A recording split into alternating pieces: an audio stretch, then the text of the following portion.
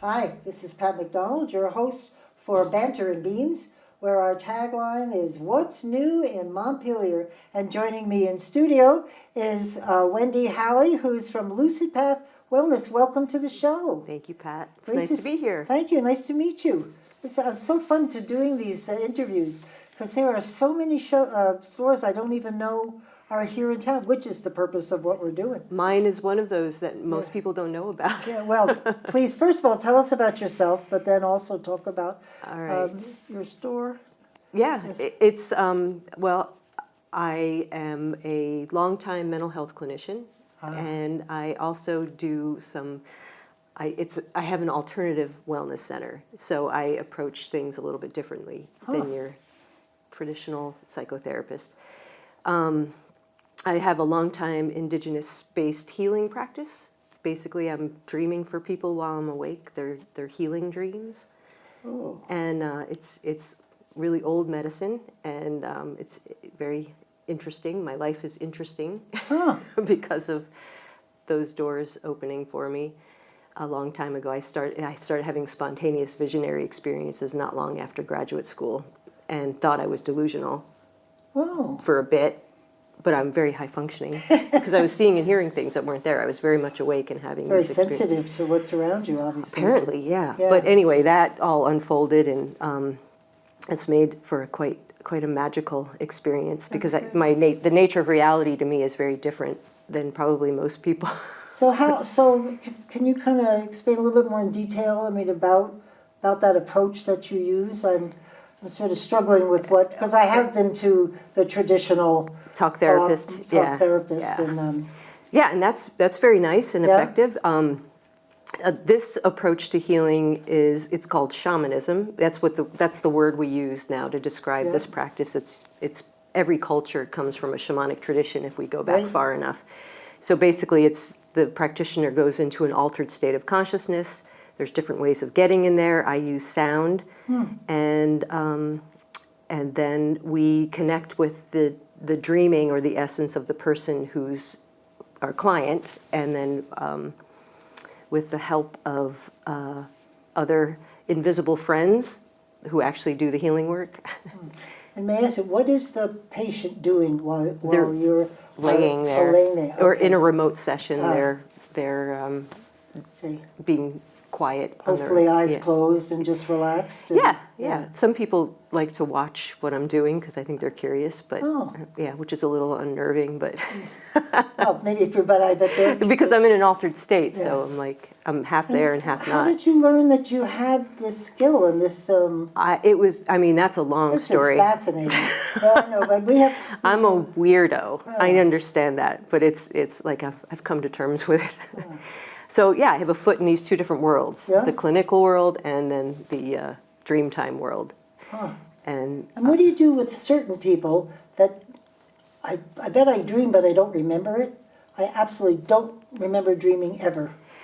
Well, I think it's tricky, right? I think it's there. Yeah, right? Most of us are dreaming unless you have a sleep disorder and you're not getting through the stages of sleep accurately or the way you're supposed to.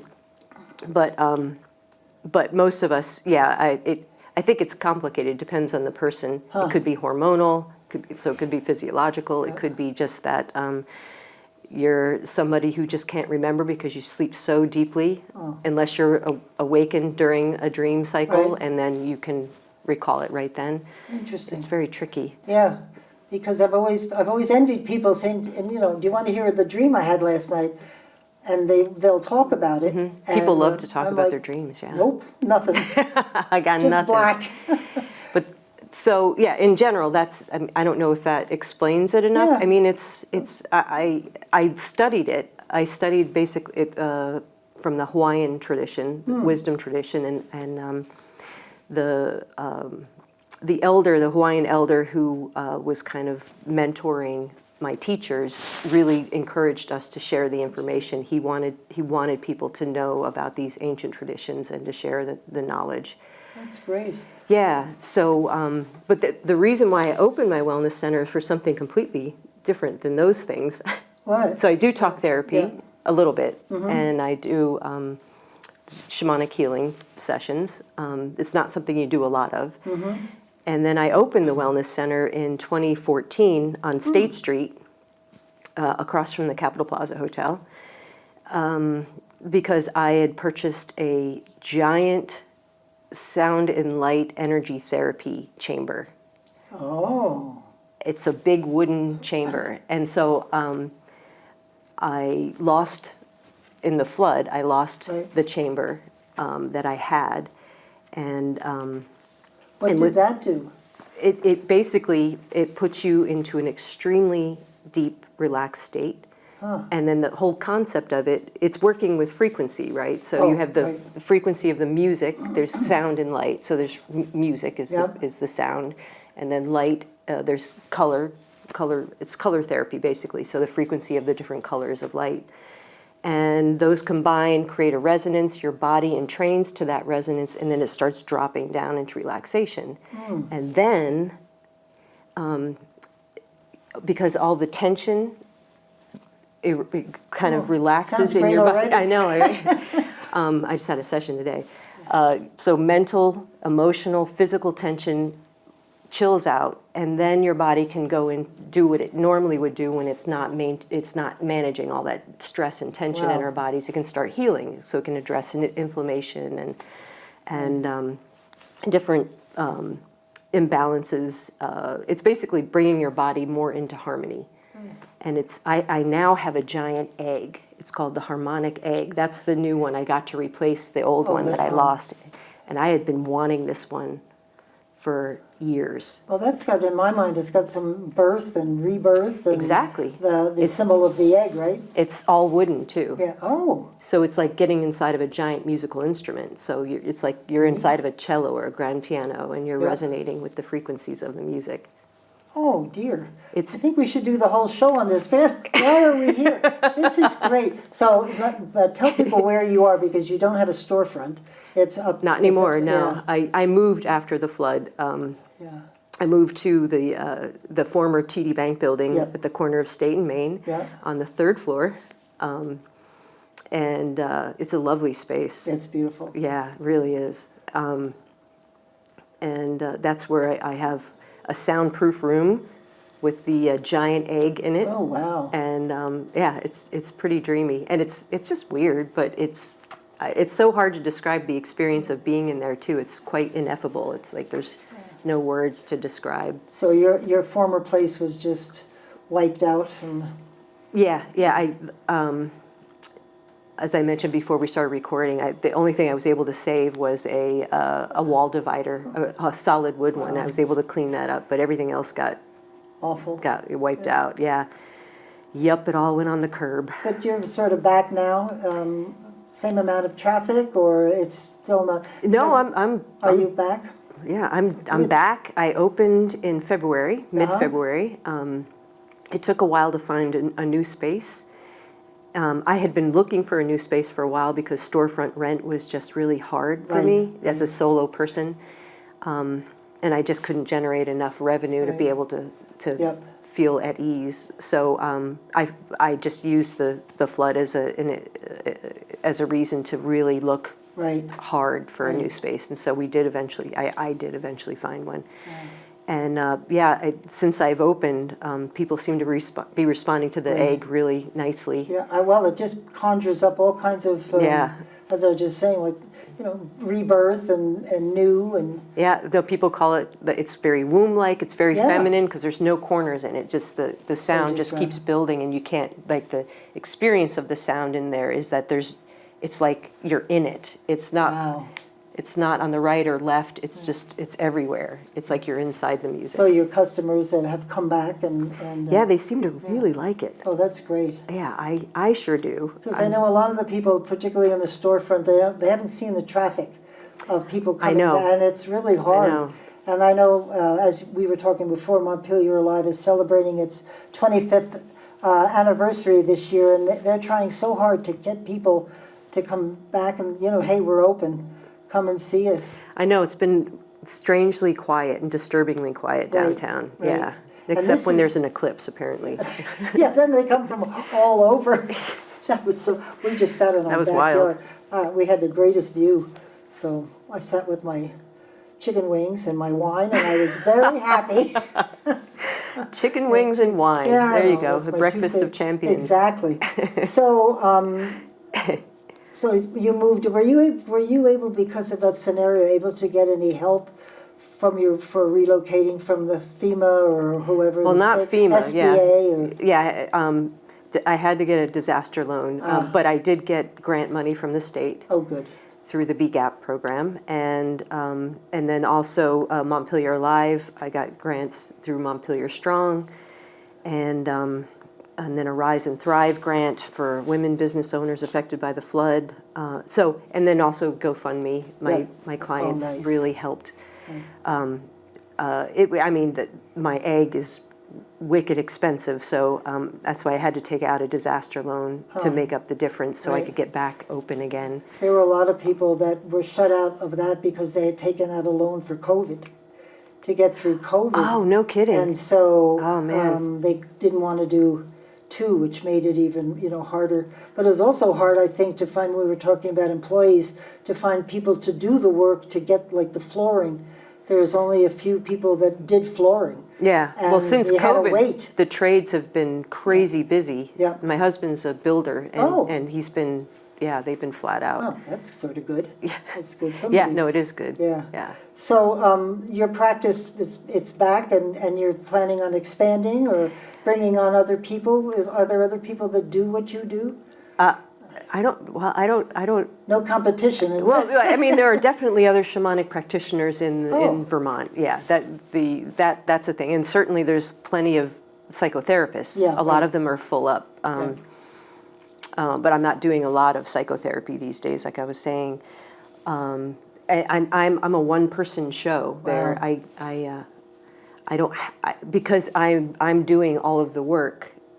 There's no work for anybody else to do, right. because I'm mostly providing a service. Well, it sounds like a lot of training and a lot of stuff. You just can't walk in and do it. That's right. I Yeah, would yeah. think. I trained for a long time to learn how to do the shamanic stuff. I'm back to. I'm sorry. I'm supposed to be asking you other questions. But how did you know to translate all of that to what you do now? I mean, how did you take that skill or whatever you would call it and turn it into something so, was it word magical? I don't know. I would use the word magical. Yeah. I would say a byproduct of having a shamanic practice is a heightened intuition. And that comes from the word shaman, correct? Because I think, is that a base for it, or? No, Because that's what it sounded like when you first said that. I think a lot of people know the word shaman. Yeah, it's actually I believe it's a Siberian word. Oh, that cool. that describes a medicine person, like a medicine man or a medicine woman, or. But that's just the word we use universally now to describe. They're called different things in different cultures. That's great.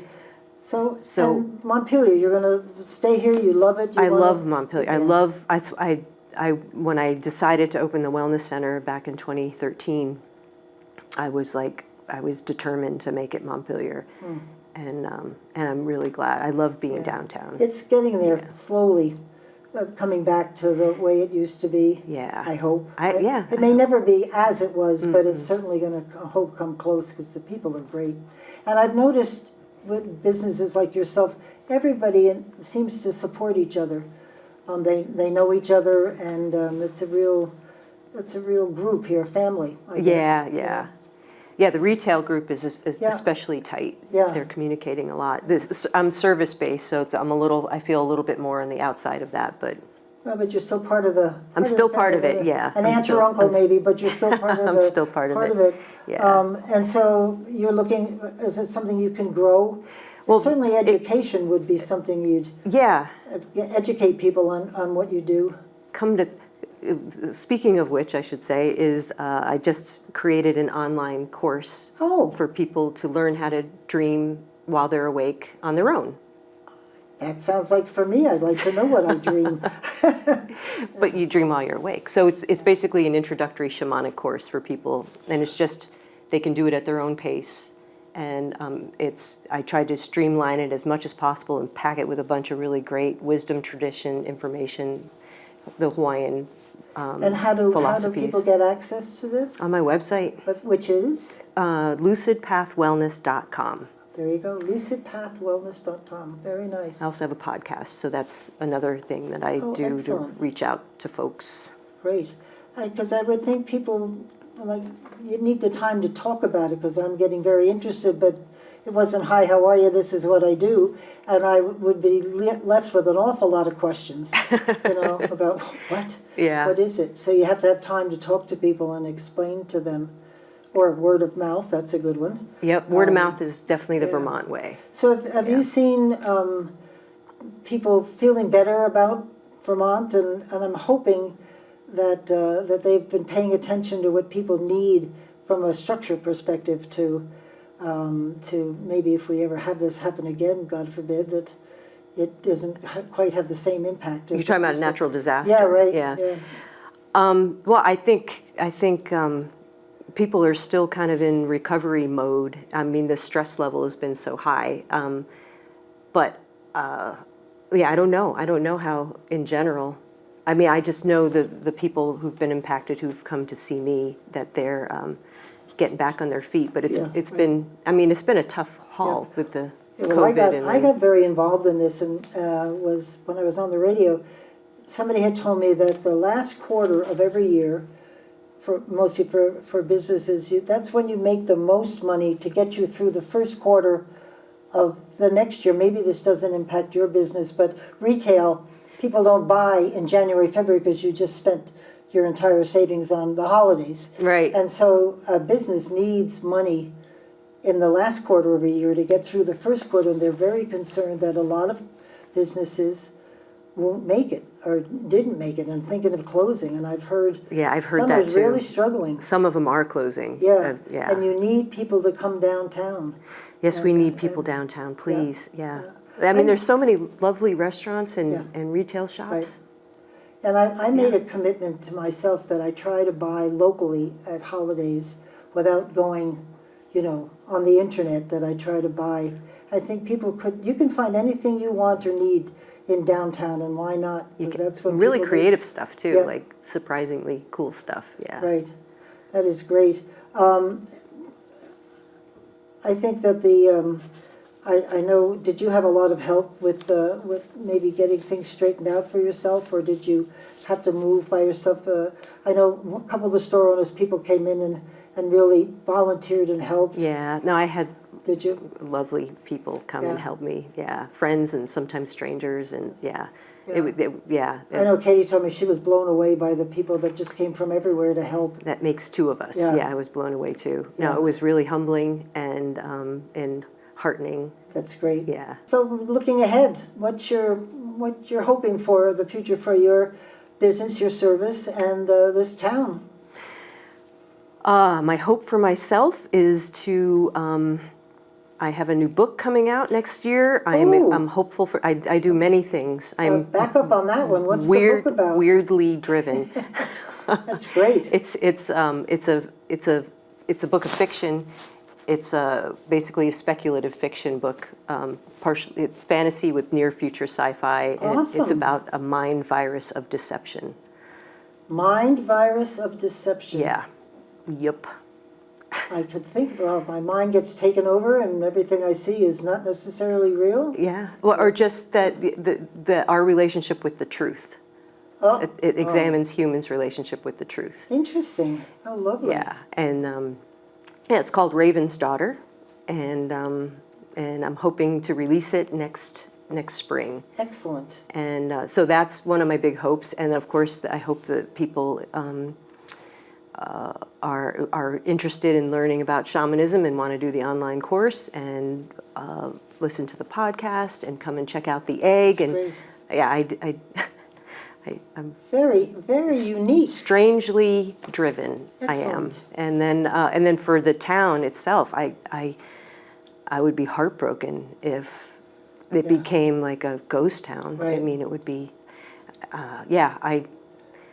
Because besides COVID, they had the big summer flood, and then after that, it's like give these people a break, I know, please. I know. Mother You know? Nature, she's not happy. No, something. We're out of balance, Yeah. and I think that's We have to pay attention. Thank you very much, Wendy, for coming on the show. I loved it. I'm going to have to do my own investigating. Thank you all very much for tuning in. This is Pat McDonald, your host for Banter and Beans. See you soon.